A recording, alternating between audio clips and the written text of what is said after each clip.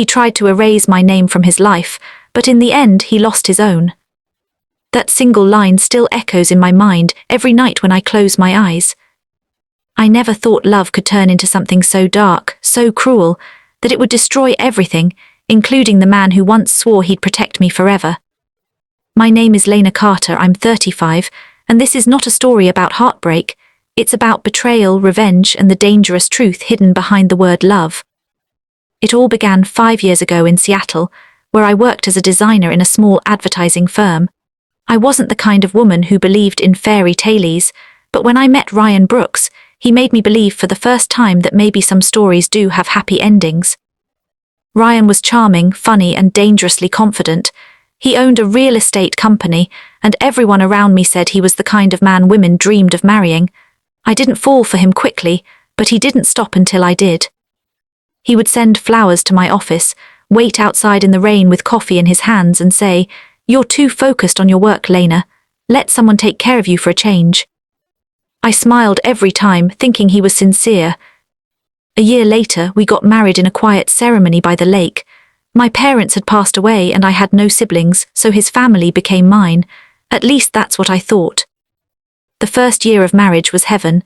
The second year started showing cracks. He began coming home late, claiming deals took longer or clients needed him at the bar.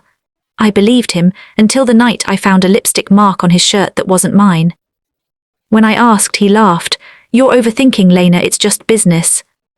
But the smell of cheap perfume on his collar told another story. Months went by, and the man I once loved started turning into a stranger who couldn't even look me in the eyes. He changed his passwords, moved his savings, and slowly began pushing me out of his world. At first I tried saving the marriage. I begged him to go to counseling to talk, to remember what we once were. He said nothing. Instead, he started whispering lies to our friends that I was unstable, controlling, obsessed with him. One night I came home to find my clothes thrown out of the closet, my photographs gone from the frames, and my name removed from every document in the house, the lease, the bank, even the car we shared. He had erased me. That night, something inside me broke. I packed what little I had left, a suitcase, my laptop, and a small box of jewelry my mother had given me. I went to a cheap motel outside the city and sat there staring at the rain against the window. My hands were shaking, but my heart was calm. That's when I decided I wouldn't beg anymore. I would make him regret everything. I began collecting evidence. Every email, every message, every transaction that proved how he used my name to secure his loans, how he used my identity to build fake accounts.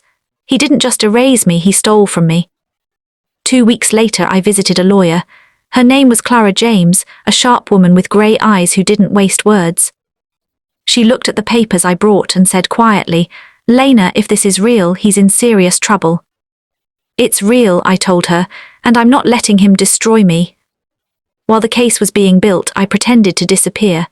I changed my phone, stopped posting on social media, and let Ryan think I was gone, out of his life forever. What he didn't know was that I had access to a hidden camera I'd placed in our living room months ago, when I first suspected he was cheating. And one night when I logged into that feed, I saw something that made my blood run cold. Ryan wasn't alone. There was a woman sitting on the couch, a young blonde in a silk dress, laughing as she poured wine into his glass. Her name was Emily, his new assistant. He kissed her, called her my future. He said he was finally free of that crazy wife. But what made me freeze wasn't his words, it was what he said next. "I took care of everything. The papers show she disappeared. Even the police won't find her name anywhere now." That night I realized it wasn't just betrayal. It was erasure, planned, deliberate, and cruel. He wanted the world to believe I never existed. But what he didn't know was that I had one last card left to play. I sent an anonymous email to Emily with a few photos, pictures of Ryan with different women, receipts from secret accounts, and copies of fake property deals he made under her name. The subject line said, "He's using you like he used me." 2 days later, Ryan's world started to fall apart. His company received a sudden audit, his accounts were frozen, and Emily, she disappeared. When he called me, I didn't answer, but I could imagine the panic in his voice. He had no idea that every step he took was already recorded, documented, and quietly handed to the authorities by Clara. Still, I wasn't done. Revenge wasn't about destroying him financially, it was about making him feel what I felt when he erased my name. So I made sure he lost something deeper. Late one evening I went back to our old house. It was empty now except for the faint smell of his cologne. I placed a small envelope on the kitchen counter. Inside was a single note. "You tried to erase me, now let's see who remembers you." When I left, I didn't look back. But the story didn't end there. A week later I received a call from Clara. Her voice was steady, but there was something heavy behind it. "Lena," she said, "Ryan's dead." I froze. "What do you mean?"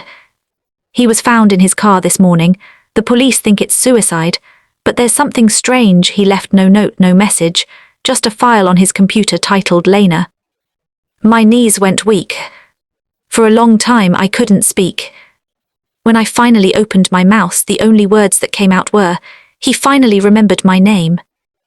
As I hung up, the world around me felt silent. The rain outside, the city noise, everything faded into nothing.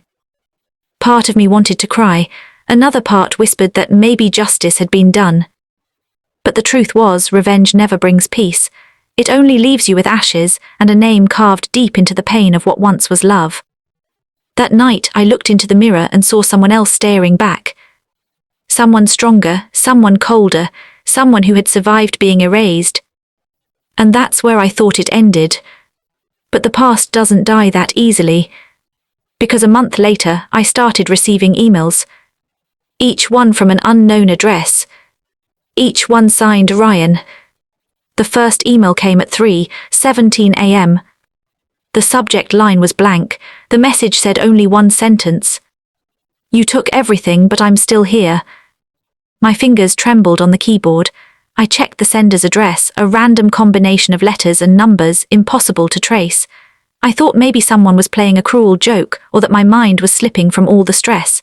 But when I clicked View Original, the IP address showed a location, Seattle, the same neighborhood where Ryan and I once lived. I deleted the email immediately, but 2 nights later another came. "You can't bury me, Lena, I'm still in your house." I froze. I lived in a small rented apartment now, but something inside me whispered that it wasn't just an empty threat. I spent that night sitting on the couch, clutching a kitchen knife, waiting for a sound, a creak, a shadow, a whisper. Nothing came. By morning, my eyes were red from sleeplessness. I told myself it had to be some hacker or someone from his company trying to scare me after his death. But part of me, the part that still heard his voice in my head, couldn't shake the feeling that he was closer than I thought. I called Clara, my lawyer. She sighed heavily when I told her. "Lena, grief does strange things to people. Maybe someone from his family found your contact info." "His family?" I asked. "They hated me." "I'll look into it anyway," she said softly. Days turned into weeks. The emails didn't stop. They became longer, darker, more personal. "You wanted to erase me, didn't you? I see you walking to work, same red coat, you still look guilty. You took my life, so I'm taking yours, one memory at a time." I changed my email, changed my number, even changed my route to work. But whoever it was, they always knew where I went. One Friday evening, I came home from the grocery store and found an envelope under my door. No name, no address, just one photograph inside. It was me, sitting on a park bench reading a book. The date written on the back was from 2 days ago. My hands started shaking so badly the photo slipped and fell to the floor.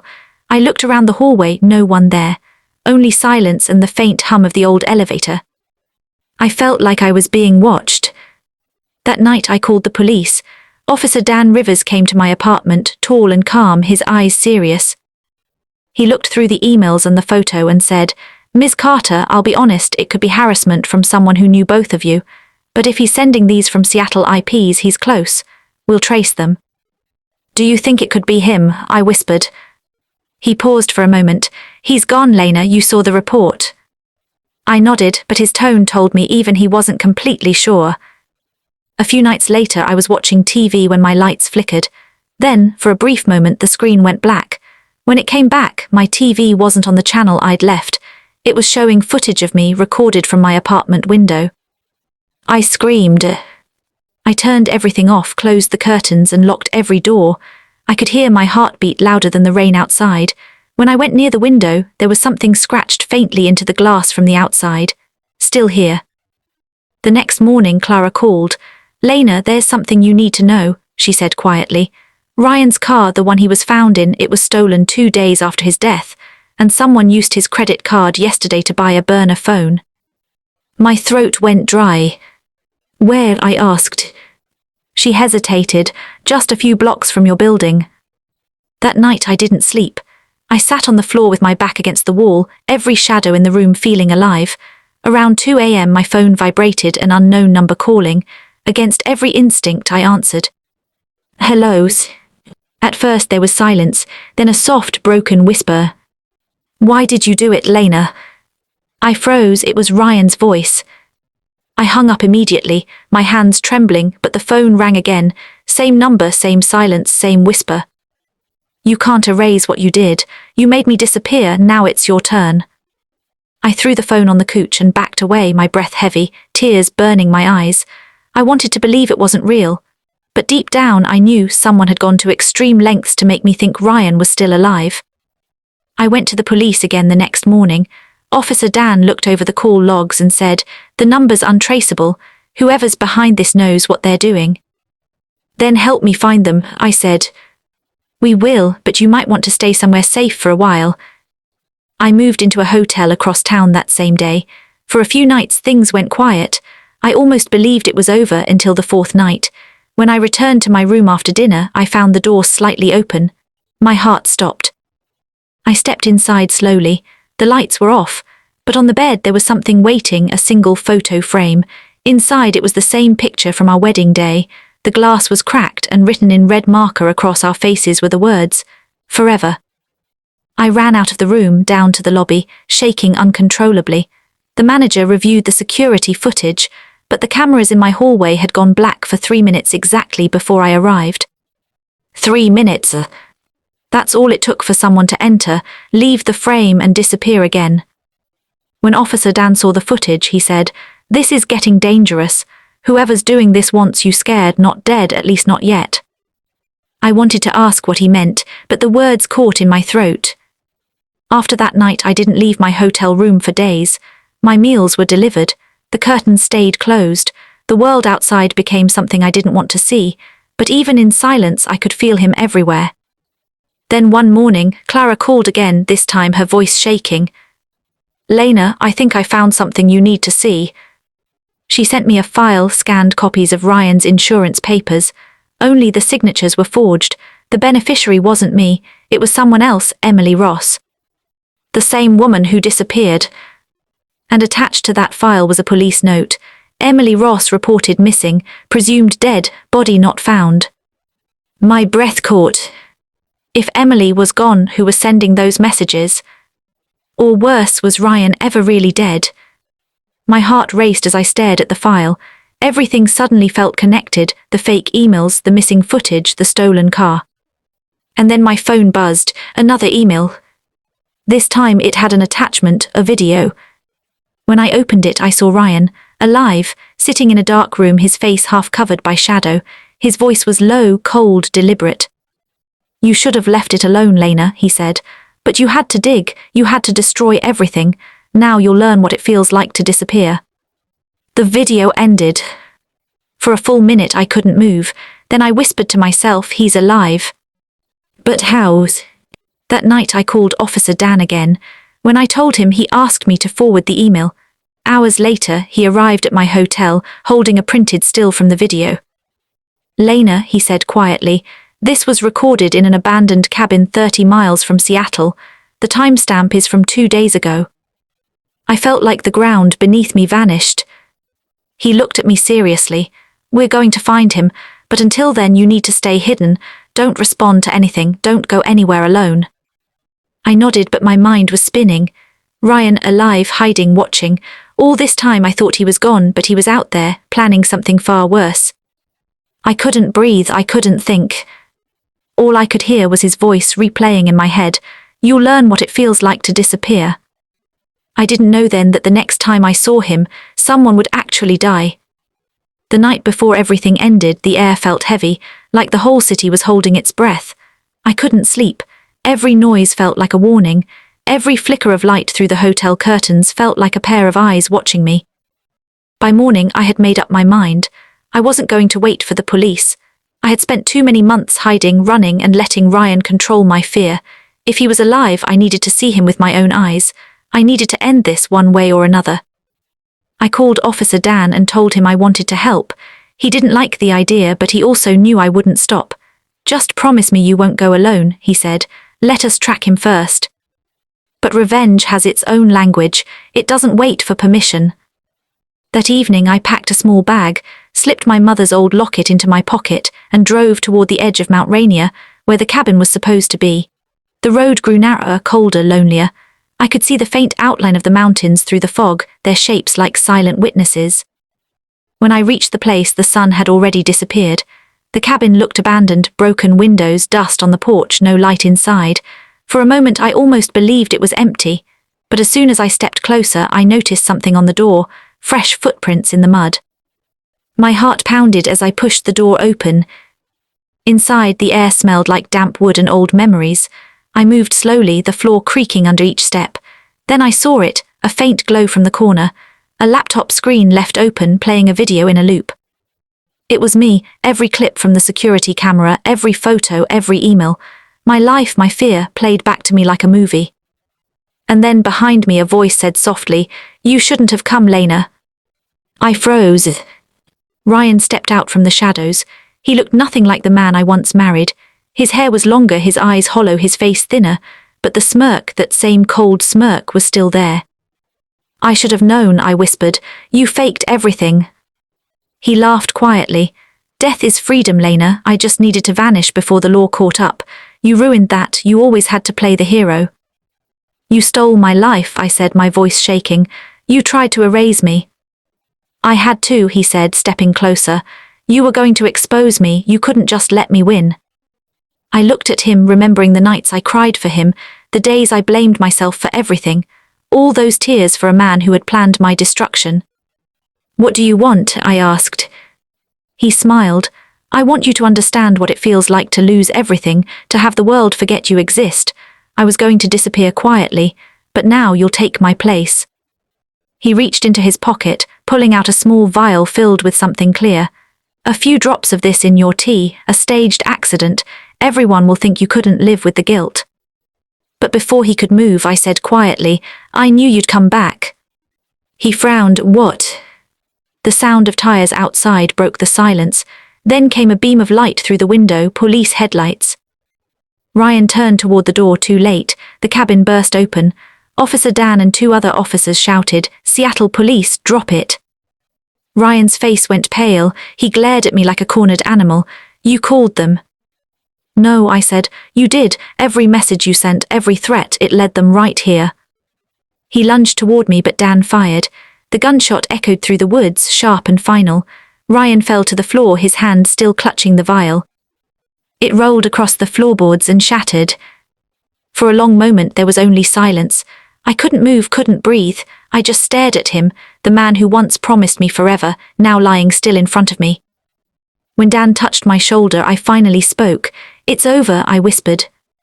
He looked at me quietly. "Yeah, it's over." But deep down I knew it was. Because some pain doesn't end with a gunshot. It stays, etched into your bones, your reflection, your silence. Days later, after the investigation, the police confirmed everything. Ryan had staged his death using a stolen body, paid off a coroner, and gone into hiding with Emily's help. But when things went wrong, he turned on her too. Her remains were found near the river close to that same cabin. He had planned to vanish again after making me disappear. Instead, he was the one erased from the world. I sold everything connected to that chapter of my life. The house, the car, even the ring I once thought meant love. I moved to Oregon, started a small art studio, and learned how to breathe again. Sometimes I still wake up at night, hearing his voice whispering in the dark. But when I open my eyes, there's only silence, and I remind myself he's gone, for real this time. One evening, months later, I stood by the ocean as the sun dipped below the horizon. The wind carried the faint smell of salt and rain. I took out the locket from my pocket, opened it, and let it fall into the waves. Inside that locket was a picture of us from our wedding day. It sank slowly beneath the water, disappearing into the deep. I whispered, "You tried to erase my name, Ryan, but in the end it was yours that the world forgot." The tide washed over my feet, cold and calm. I turned away and walked home, the last trace of him finally gone. Because sometimes revenge isn't about winning, it's about surviving. And I did. He tried to erase my name from his life, but ended up losing his own. Subscribe to Letters from Pain for more emotional, suspenseful life stories told straight from the heart.